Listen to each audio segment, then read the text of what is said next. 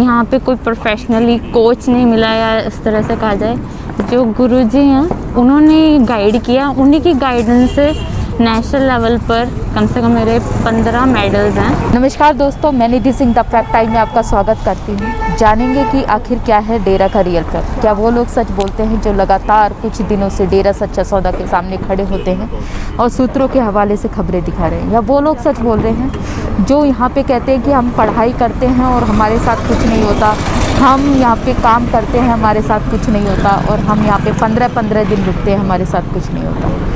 ऐसी ही एक छात्रा हमारे साथ जुड़ी हुई है। जानेंगे कि इनका जो डेरे से रिलेशन है वो किस तरीके से, जर्नी जो है यहाँ पे आती है, एनवायरनमेंट किस तरीके का है। नमस्कार, क्या नाम है आपका? कविता इंसान। क्या क्वालिफिकेशन है आपकी? मैं अभी मास्टर्स कर रही हूँ फिज़िकल एजुकेशन के अंदर। कहाँ से कर रहे हो आप मास्टर्स? अभी मैं जलंधर LPU से कर रही हूँ मास्टर्स अपने। आप एक एजुकेटेड यूथ हो, उसके बावजूद डेरा सच्चा सौदा जैसी संस्था में क्यों?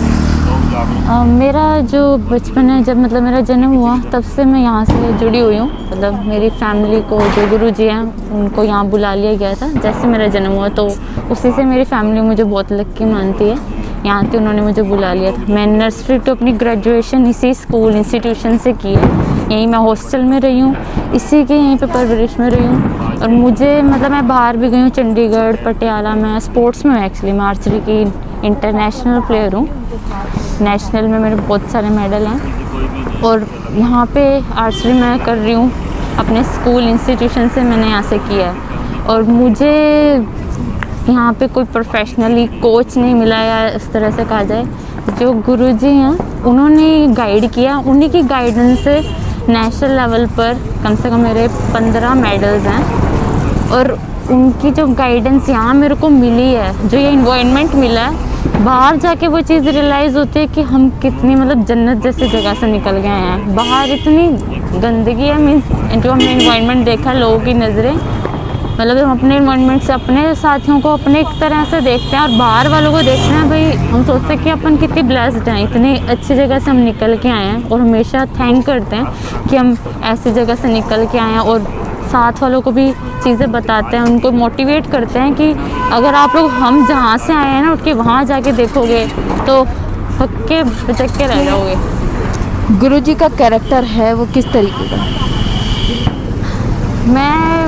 लोग बोलते हैं कि मतलब मैं खुद सीरियसली, कोई मुझे पूछता है, मतलब भी तो अभी भी मानती है भाई, मैंने उन्हीं के नीचे, उन्हीं ने मेरे को पाला पोसा है, जो शिक्षा दी है, जो गाइडेंस दी है।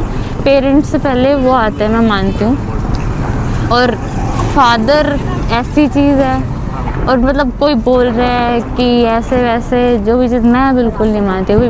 मेरे बाप को अगर कोई कुछ ऐसे बोलने लग रहा है, फिर मैं चुप नहीं रहूँगी। पहली बात, किसी की हिम्मत होती है, क्योंकि सबको पता होता है कि इसका किस तरह से, किसी की ऐसी हिम्मत होती नहीं कि सामने बोल भी सके। पीछे बोलते हैं, कुत्ते भौंकते हैं, भौंकते रहे, कोई फ़र्क नहीं पड़ता है उस चीज़ से।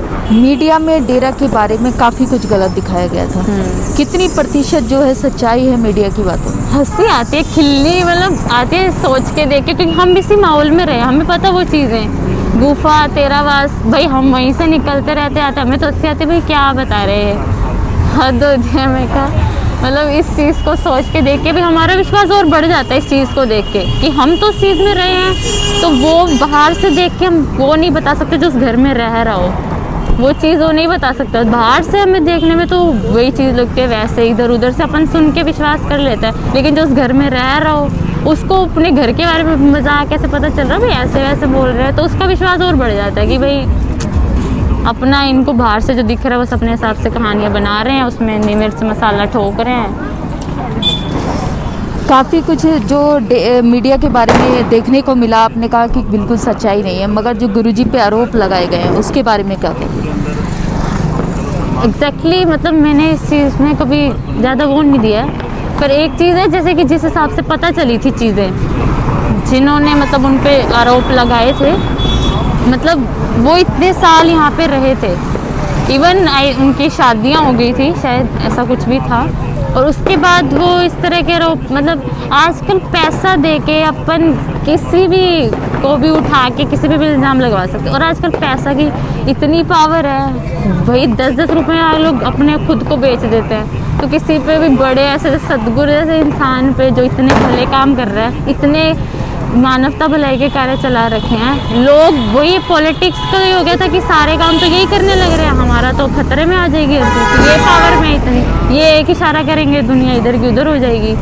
बस वो जो डर है, आजकल तो छोटे छोटे लोग थोड़े सा पावर में आ जाए उनको गिराने लग जाते हैं, तो वो तो कहाँ पे थे।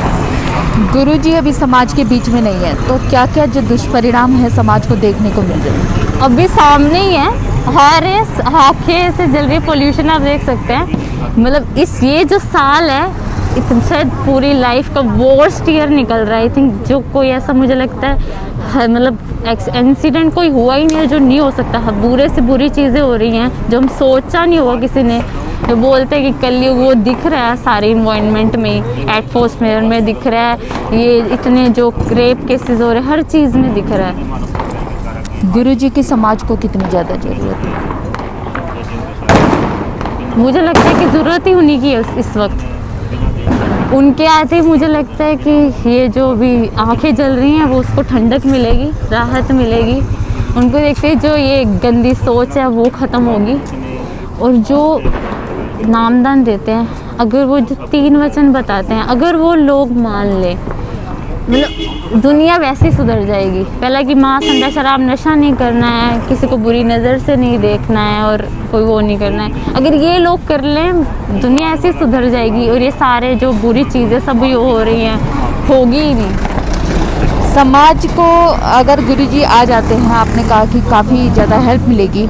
Green S A welfare force, समाज आपसे जनता जानना चाहती है किस तरीके से कार्य करती है? काफ़ी जो सुर्खियों में रही थी हाँ जी। फोर्स, अभी जैसे सफाई अभियान का आप सुन सकते हैं, ब्लड डोनेशन का सुन सकते हैं, ट्री प्लांटेशन का सुन सकते हैं। मतलब उनके जाने के बाद भी जो सेवा करने वाले जो जज्बा है वो ख़त्म नहीं हुआ है, वो कर रहे हैं अभी भी हमारे जो यहाँ पे कैसा माहौल है। जन्मदिन पे नहीं है कि केक काट के उड़ाए जा रहे हैं पैसे, उसी दिन पे जो करने वाले हैं ब्लड डोनेट कर रहे हैं, पौधे रोपण कर रहे हैं, अच्छी चीज़ें कर रहे हैं। और मुझे लगता है कि वो अपने आप में ही बहुत बड़ी बात है।